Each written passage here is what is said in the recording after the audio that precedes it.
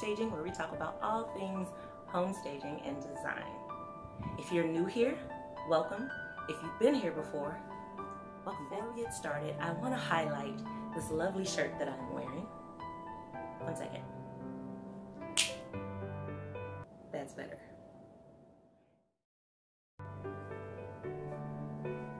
Trust God and Drink Tea is a Christian blog whose aim is to help develop women spiritually, professionally, and creatively, one scripture and one conversation at a time.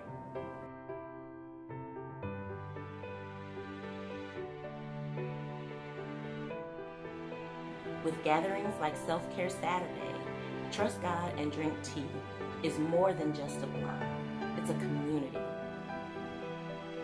I encourage you to subscribe to this monthly blog where various women of faith contribute their hearts as they continuously chase after God's.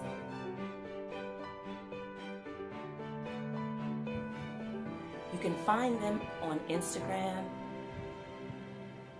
Facebook, or even visit their website at trustgodanddrinktea.com. Share with a sister, mother, daughter, or friends.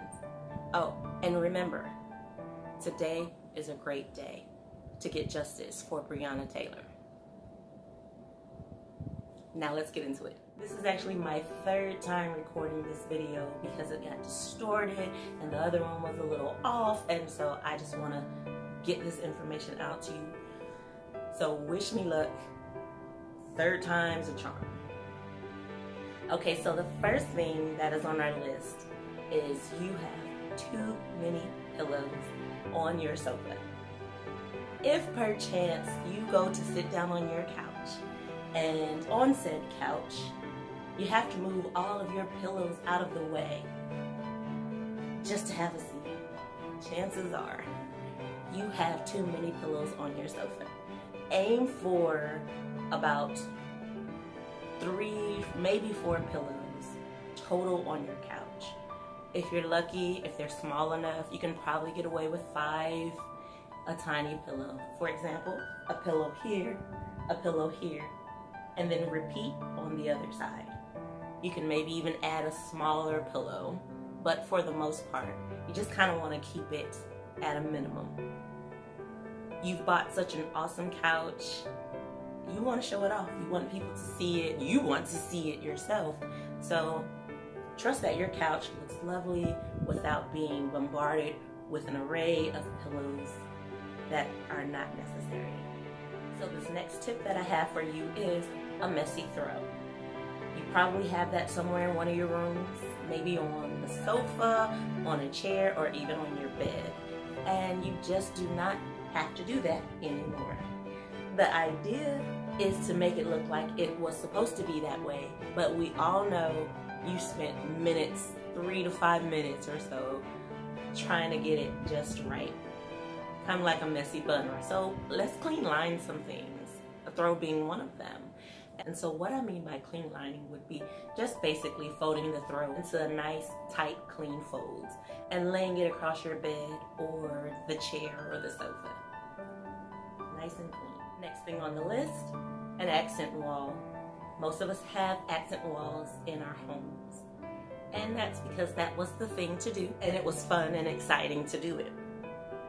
Some of us went a little overboard and we kind of put it in every room, which, you know, it wasn't necessary, but probably fun at the time.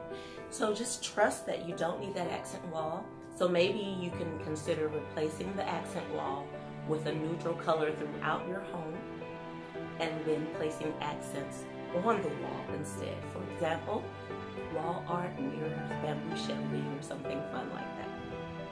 Next up, the 1-3-5 rule. What is the 1-3-5 rule? I'm glad you asked. The concept of the 1-3-5 rule is just placing items in groups of 1, 3, or 5. Of course, 1 is not a group, but you get what I'm trying to say. For example, you take 3 types of plants and cluster them, or you'll take 5 books and stack those, and then you'll take something singular and sit it by itself. But it's not necessary for that decor for your eye to be brought to that. Although it's a very good rule, it's not a necessary rule. So don't be afraid of symmetry. Feel free to have something side by side. If you look behind me, I have 3 shell canvases. I promise you it was not intentional. I have 4 of these, and that wall was not big enough for me to get my 4th one on there. And I kicked and screamed all the way. And I considered creating a block of 2 and 2, but I didn't want to put extra holes in the wall, so I just left well enough alone. So the 1-3-5 rule, although it works, it is not necessary to stick to. Don't be afraid of symmetry. So speaking of art on your wall, keep in mind you do not have to have art on every wall. As I said in several videos before, less is more often than not. If you haven't seen those videos, I encourage you to go back and take a look at them, and also subscribe because I have more content that I bring to you and I don't want you to miss it. Oh, also like this video. And finally, don't fear white furniture. You will be okay unless you have pets that are always jumping on your furniture, or you have messy little ones that you're worried about their sticky hands getting everywhere.